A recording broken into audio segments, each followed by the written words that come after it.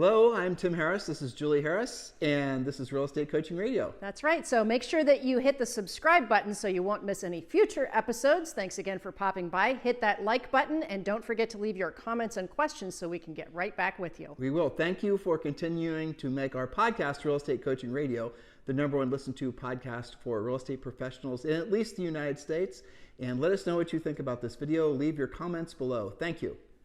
3, 2, 1, and we are back. Welcome back. We have a great podcast. I think it's a 1 or 2 days podcast. 2-part series. Right. And we are answering the question, really an objection that all of you are hearing, that once you know the resolution to how to overcome this particular objection, you will be listing a lot more homes and obviously selling a lot more homes to your buyers. What you're hearing from your would-be sellers is, I would sell my house, Julie Harris, if I had a place to go. That's right. I'd sell, but where would I move to? We're going to help you have 10 ways to handle that objection. After all, an objection is simply a question in the mind of the, in this case, prospect for listing, right? So I'd sell, but where would I move to? You know, you guys are hearing that all the time, and for most agents, that's the end of the conversation, simultaneously ending the possibility of taking a new listing as well as facilitating that buyer side. After all, nationwide inventory is at an all-time low. You're not imagining that. That's according to Altos research this week. The listings available are only 414,000. Well, that might sound like a lot, but we're still at least 1 million listings shy of being anywhere close to a balanced market. Let's define that. So what we are seeing here is historically low a number of homes for sale. Y'all knew that, didn't you? Mm-hmm. But what you're also seeing is that it's so far away from a balanced market. That's essentially where for every one listing or every one home for sale, there's one buyer that wants to purchase it. And I'll give you guys a little window into the future. We are going to be like this for a long period of time. Yes.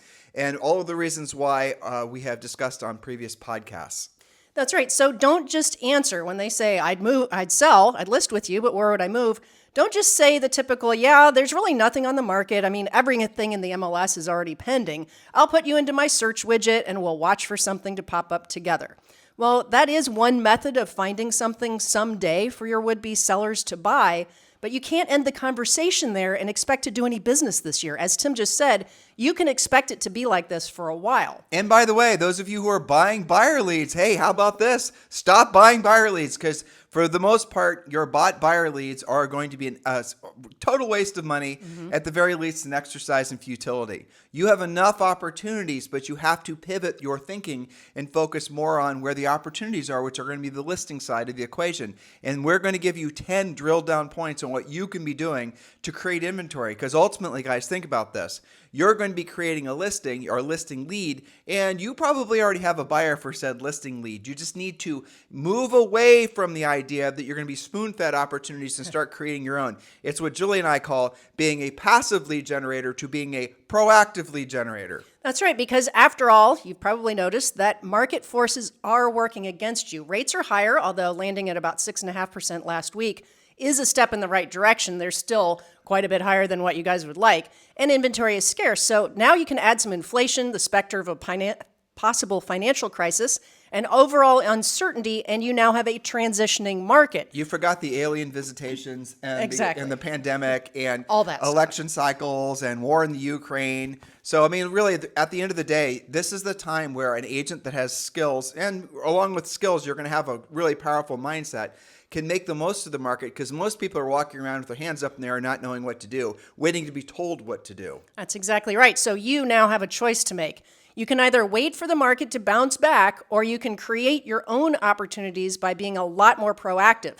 We prescribe to the mantra, hope for the best, but plan for the worst. So assume that you are not going to wake up to 3.5% interest rates and double the inventory. That is not likely to happen. Probably in most of your careers. Those days your are lifetime. Over. Well, yeah, Possibly. Well, that's true. I mean, that is true. There probably will never be a time for like what we just experienced. It was all kinds of reasons that we won't discuss on today's podcast.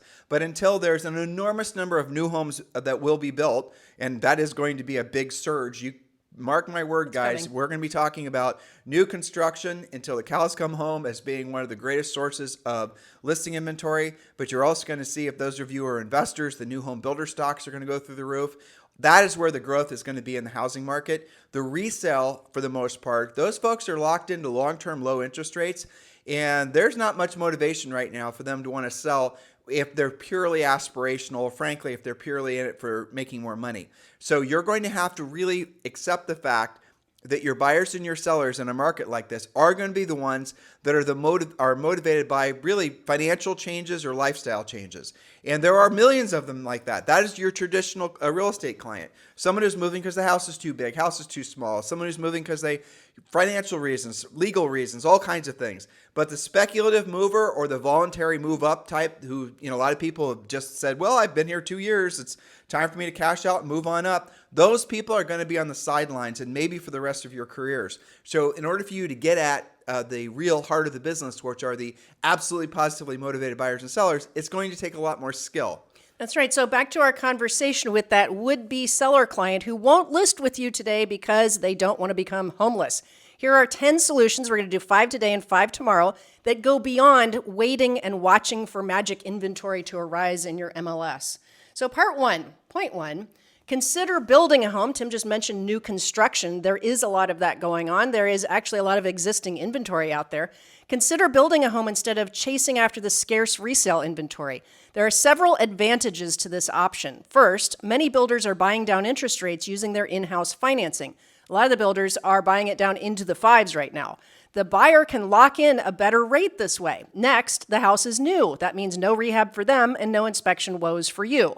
Your client can get their home on the market a couple of months prior to completion and not have to move twice. Finally, when your client builds, they aren't having to compete in a bidding war. So Julie said a lot in there, and really the bottom line is builders almost always have an unfair advantage in any market, but especially a market like this, because most people would prefer a new home opposed to a resale home. There's examples where that's not true, obviously.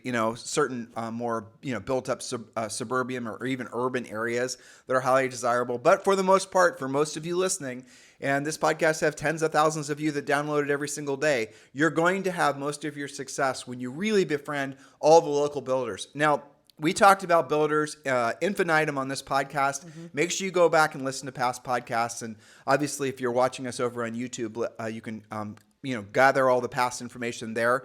But there are many different classifications of builders you should be pursuing. And the big builders, the big national builders are just one of them. But there's medium-sized builders, there's small builders, there's people that are just selling lots. And then, maybe there's a subdivision where you bring your own builder. You need to be drilling down on all these possibilities, because what you then start creating are answers to the people that said they'd love to list their house if they had a house to build or rather a house to move to. You then can get them a house to move to. And maybe while their house is being built, they can rent something. In the meanwhile, you're going to double in. You're going to sell their existing house to one of your buyers. This is the market where agents with skills will dominate. Yes, that's exactly right. So case in point, Patrick in Columbus, Ohio, one of my new elite coaching clients, we went through his list of not one, not two, but about 20 buyers who were both motivated and qualified, either cash or approved or loan commitment, right? Real buyers.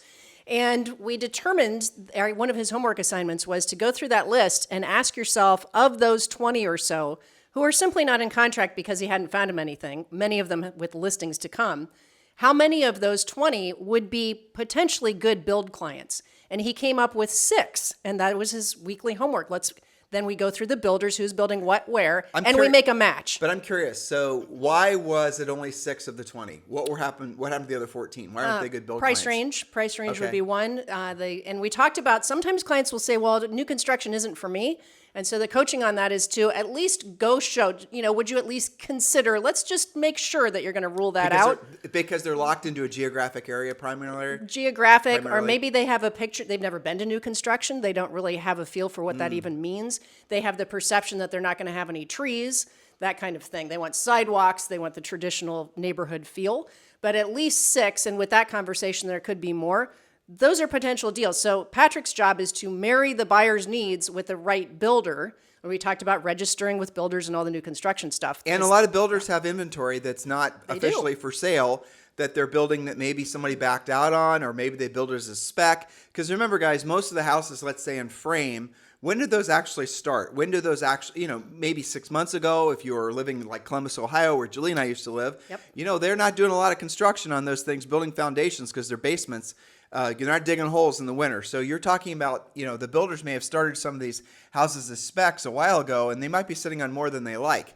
These create huge opportunities. And back to Julie's original point, if someone is really payment sensitive, which most people are obviously, then you can steer them towards a lot of these builders who will be more than happy to buy down the interest rates. Now, what does that mean, Julie, when someone buys down an interest rate? Okay, so and what's interesting is that how many buyers were willing to go way over list price with all that cash. You can buy your own rate down if you want to. Yep. But builders is very common, especially the bigger builders, have in-house financing.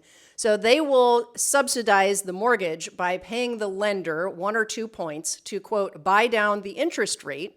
So that a normal rate would be 6.5. They're going to get it to 4.5. Let's make it more practical. So someone is building $1 million house. Okay, let's just say to keep the math easy, right? Okay, sure. That way we can, we don't have to figure out, right? All right. So they're building $1 million house.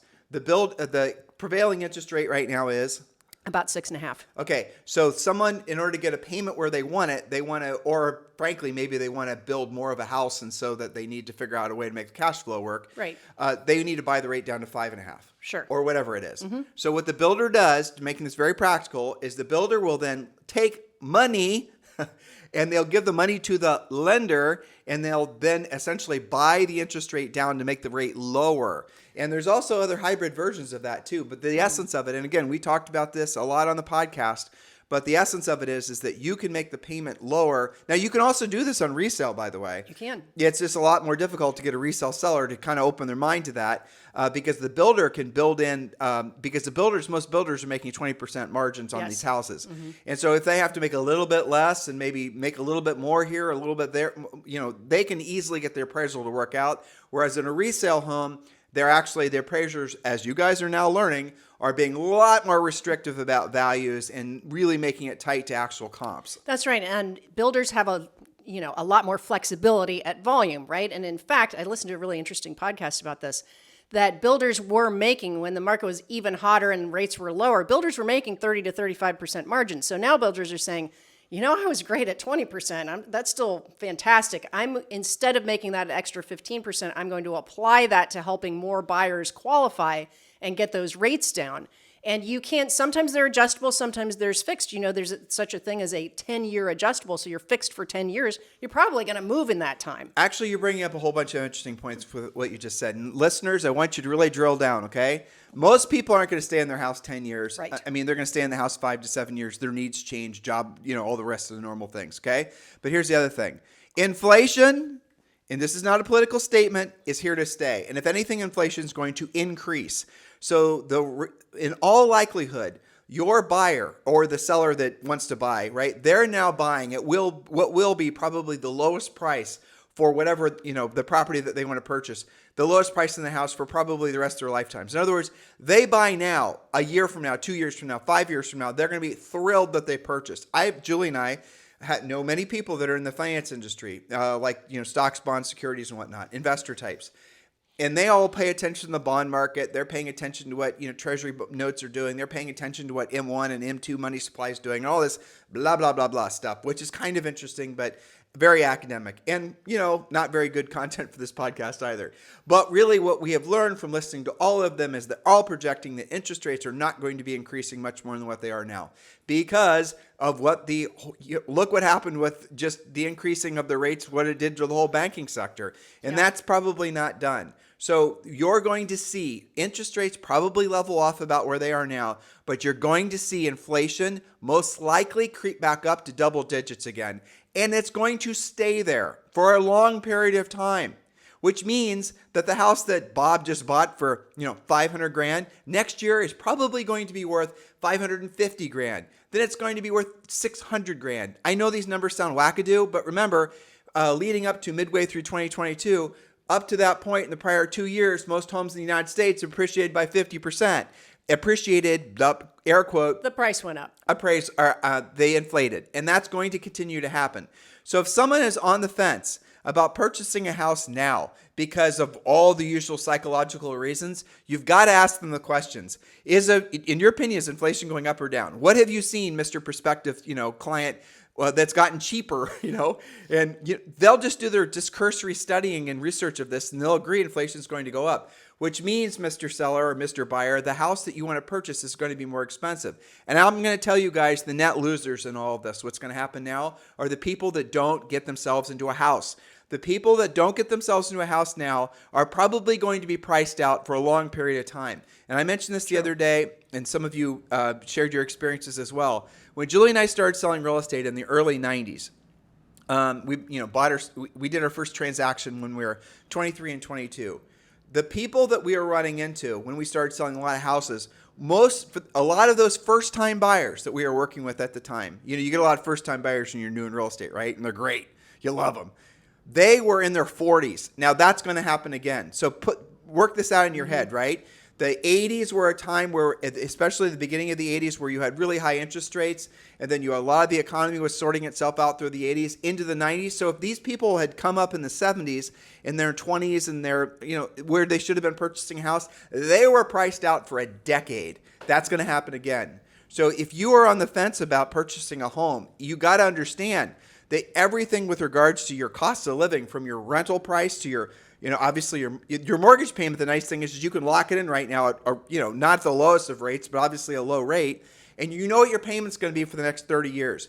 A tenant is going to have their rent raised every single year, no matter what, along with inflation, because the landlord is having to pay more expense to keep the house up. Mm-hmm. Julie and I have dozens of rental properties, and we have to raise our rents, or otherwise we make no profit. And by the way, property taxes are going up too. You guys get the point here?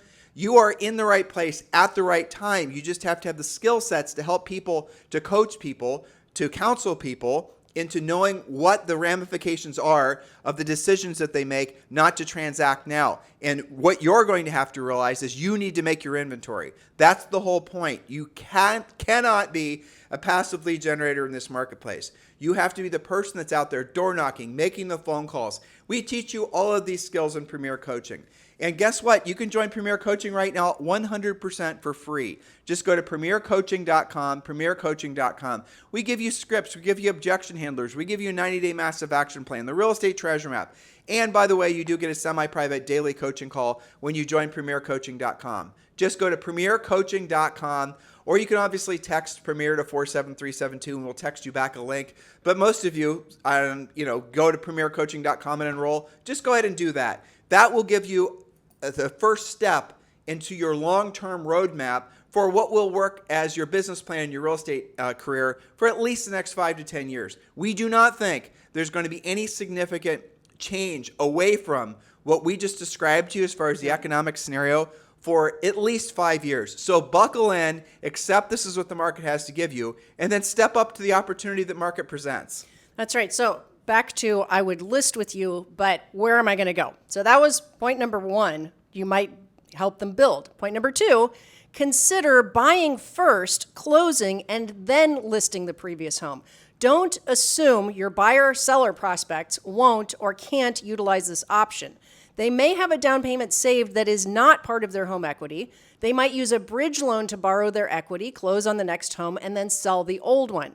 You don't know if you don't ask. The advantage is that to the client is that they can make a non-contingent offer, not contingent on home sale, secure their next home, and deal with their old house later. Make sure you know lenders who offer bridge loans and you understand how to explain this option. A bridge loan is when you borrow your equity from the old house without selling it. But ultimately, Julie, agents should be focusing on selling real estate, not trying to be mortgage lenders. They just need a cursory understanding. And you're going to have to make sure and again, we've done podcasts on this, the mortgage lenders you're working with are actually the mortgage lenders that are going to be able to get deals done in this market. Yes. Many mortgage lenders, like many real estate agents, like many buyers and sellers, have been spoiled over the last 15 years. Very true. Never having to learn how to do things that are a little bit off the menu to get real estate transactions done and help people solve their problems. In this case, knowing how to get some form of a bridge loan. Yes, that's right. And in fact, the really great lenders who do know are advertising that all over the place right now. I wonder when a lender runs ads with all these, industry terms, how many real estate agents even know what the hell it is, let alone buyers and sellers. You could pretty much assume virtually none of them. This is why we have coaching, And this is the point. So when you're talking to a prospective client, do not assume they know anything, because they know nothing, right? There's no reason they would. It's not their fault. They've never had to. Houses have sold themselves with 1,000 competing offers. They've always had equity. Mortgages were super cheap. They could probably move up substantially in house and have the payment be virtually the same. All these scenarios that you guys have been spoiled by. That's not really how real estate works in the real market. That's right. So point number 3, consider selling first, renting for a while, and taking time to look for the right home. The advantage here is that the seller has cashed out their equity and is ready to pounce on the right home, but without the pressure of organizing closing and possession dates. So who are your go-to leasing agents? It might be you. Maybe you know how to lease. In other words, agents that specialize in, and there's leasing, you guys know this, property rental companies, management companies really is what they call themselves. Find out what they've got. Oh, by the way, a lot of those management companies don't list properties. There you go. And you might be able to get referrals from those guys. For resale listings, yes. Yep. So consider both traditional rentals, that would be like a single family home like what we own, short-term vacation rentals that might consider a longer lease, as well as traditional apartment complexes. Many of those, especially the newer complexes, have really great amenities which could work for shorter term or longer term leases while you help your client find the right home to buy. So the advantage to that is they have cash in hand, they know their house has been sold, they closed on it. Renting for a little bit buys them time so they don't feel the pressure. I better just buy whatever's out there. Well, let's throw some more variables in there because you could also go, Julie said short-term or longer-term lease. Well, why don't you contact, like when Julie and I moved to Puerto Rico, we were, there's such a hot real estate market where we are in Dorado. It was very difficult to find a place. There was, so Julie started calling these short-term VRBO type properties. And then we found out, yes, indeed, that many of the short-term landlords, owners would be more than happy to do a longer-term lease. So you're going to have to think out of the box. Yes. And by the way, when you convert a VRBO, a short-term lease, into a longer-term lease, you are not going to pay the same nightly rate. So don't just multiply by 30 and say, holy cow, that's too expensive. You would negotiate a more reasonable term. Why would a short-term owner want to do that? Because the short-term owner has to pay the management company every time there's a short-term tenant in there. And sometimes it's like a 10% commission. In addition to that, the property gets a lot more wear and tear on it. And they have to essentially recondition the property for every single, tenant, every single night. Someone's there for 2 nights and a different family's there for 2 other nights. That actually burns up a lot of their would-be profit. So it's just it's a mathematic problem, basically. If you can make it so that it makes sense for them and to do a longer-term rental, they'll do it, of course. Absolutely. At least consider it. Okay. Point number 4, option number 4. Consider getting the seller's home on the market now, but make the acceptance of an offer, quote, contingent on seller finding suitable housing. Now, that language is all over the MLS right now. The buyer will probably want a specific time frame, but you can usually get 90 to 120 days to secure the next home for your seller that is now a buyer. Many buyers in today's market are just anxious to find the right home and will be flexible with the seller's situation. It is still a seller's market after all. So the advantage to your client is that they won't have to move twice and you've negotiated for them enough time to look for the next place. One of my coaching clients told me that they got one of their seller's homes in contract, but the seller has a year lease back to the new owner. Yeah, well, so let's frame that. Let's drill down on that. Sure. So you have a listing. The seller has a great property. The listing sells right away. The seller has no place to go, right? You guys are fearful of this scenario. Make it so that the buyer has to agree ahead of time. And by the way, the sticky part is whether or not they can do it with the lender's approval. So let's get to that in a second. But you then insist, basically, that the new buyer rents the seller, essentially leases the house back to the seller for as long period of time as the seller needs. And the buyer won't like that. They obviously want to get in the house right away because they have a place to be. But that's not your or your seller's problem. And ultimately, if the lenders that is working with that buyer doesn't care for whatever reason, then you've got essentially an extra advantage when it comes to negotiating, especially if you're representing the buyer. That's right. And in this particular scenario, I said, well, that's interesting. Who wants to lease back to the seller for a year? And they said, in our market, there is so little to buy that the buyer was just happy to secure the property. Julie, even if you're in a market like that, which is most markets, and that would be actually a very, I think, competitive thing to offer that to the seller if you're a buyer's agent, even if they didn't necessarily ask for it. Yes. I mean, you can put it in your offer to be flexible with the seller, to give them more time. There's different versions of how to do this, but that's a way to get it done. By the way, guys, we are more than excited to talk with all of you about joining Julie and I at Exp Realty. Dozens of you so far this year have joined Julie and I at Exp Realty, and we would love the opportunity to earn the right to have you partner with us at Exp Realty. We've created 2 distinct paths for you to learn more about partnering with Julie and I at Exp Realty. If you're just getting started and you're looking for information about EXP, well, that's easy. Just text the letters EXP to 47372. Text the letters EXP to 47372, and you'll be texted back our exclusive website that explains all the benefits of joining with Julie and I at EXP. Now, if you're ready to join and you have not yet chosen a sponsor, I encourage you to text me directly at 512-758-0206. Again, if you're ready to join EXP and you've not yet chosen a sponsor, Julie and I are formally applying for the job of being your EXP Realty sponsor. Text me directly at 512-758-0206. We have found since, the past 3 or 4 years since we've been working with EXP that many of you are looking for the right time to join EXP. This is the perfect time to join EXP because of the nature of this market, frankly. And it would be our honor to be your partners at EXP. So please, if you're just getting started looking for more information, text the letter EXP to 47372. Or, of course, you can just text me directly on my cell phone. Don't call, just text at 512-758-0206. And let's have a conversation about you moving forward and joining Julie and I at Exp Realty. Remember, when texting, message and data rates may apply. All right, our final point for today, and remember, we're talking about a seller who is wondering where in the world they would move if they listed with you today and you got the house sold right away. So point number 5, the seller could consider keeping the old house, turning it into a rental for now, and proceed to find and purchase the next home. You can handle the lease yourself on their old house or refer it to, again, your favorite leasing agent or property management company. Now, if you do that, make sure if you do refer it out, which many of you will want to, I'll strongly suggest you have a covenant in that agreement with whoever the leasing broker is, that whenever that property comes up for sale, if the seller ever decides to sell it, you automatically are, obviously have first right of refusal for the listing, assuming the seller wants to hire you.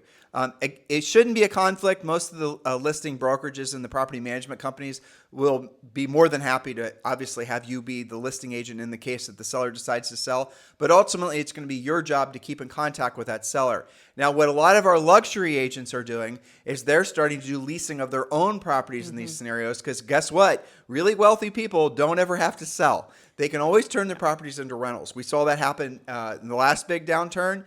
And we're starting to see it again. If someone's got a really sweet property in a really sweet location and it isn't selling, they're going to lease it because, again, they have the ability to purchase without the sale. You need to seriously consider learning how to be a leasing agent, and that creates another a recurring source of income because you get paid in many cases monthly based on whatever the monthly rent is. We teach you guys how to do this in Premier Coaching, by the way. Now, why would you want to do that? Because you're going to make money every month. That's good, right? But in addition to that, when that seller decides to sell that property, you will then get the listing. And a lot of times the tenant you put into the property might also be the one that ends up buying it. That's right. Okay, so get this interesting twist right out of coaching calls, okay, to door knocking. Jeannie in Phoenix, okay? This is brilliant. She watches in the MLS the end dates for high-end leases. Huh, that's great. Isn't that awesome? She thought of that. And she door knocks them because most of those were unintended landlords. They just kept it because of this. They wanted to buy and maybe we'll keep it. Not to mention the fact that, like in our market, a high-end lease, there's people here that pay $25,000, $30,000 a month. That's right. And geez, I wonder if they could afford to maybe buy a house. I imagine they could. Right? So great prospecting idea there. Okay, now point number 5, this is what we're doing. Consider keeping the old house. And you're right, that happens more in the luxury high-end stuff because they can. Turning it into a rental for now and proceed to find and purchase the next home. Again, you can do the lease or refer it. The home stays an asset for your client and they can keep their low interest rate mortgage. If that was their objection, well, maybe they just want to keep the house. Now, I don't love this for agents because this is also suppressing inventory, but at least you get one side, which is the purchase. So don't assume that keeping the old house and turning it into a rental isn't an option. You have to ask. Well, so the way to use this as a marketing tool, basically, is when approaching a seller who doesn't necessarily have to sell, would just assume keep it as a rental, ask them ideally would they like to cash out of it or be a long-term landlord. They're always going to say cash out of it, 99% of the time, but they just for whatever reason have it on their mind that they want to keep it. So Mr. Seller, let's do this. Let's put it for lease. Let's put it for sale. And whichever way it goes in terms of whatever offers we get for a long-term lease or we get a purchase, we'll just do the math and whatever makes the most sense for you at the time. In other words, you're not saying, no, I'm not going to lease it. Or I don't do leases. Right. Don't say stuff like that because you won't get business in a market like this. You got to be flexible. You got to have more skills. You got to know how to do more stuff.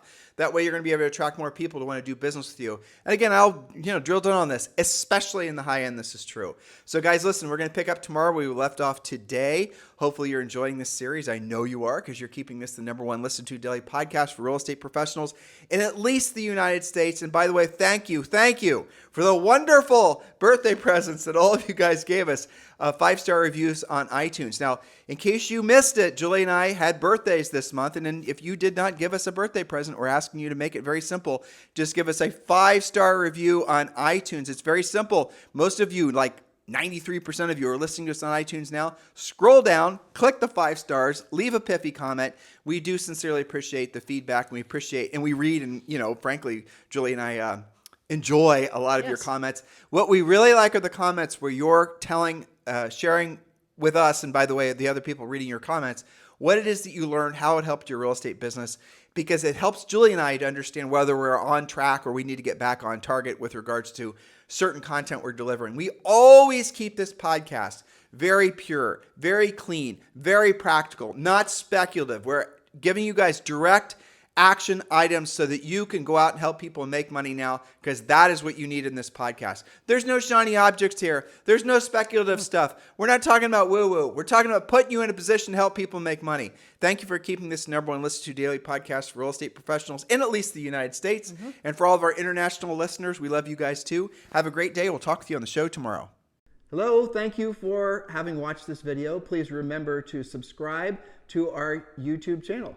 That's right. And don't forget to hit that like button, leave your comments and questions below, and we will get right back with you. Thank you for watching this video. And remember to watch the next one. You're going to love that one.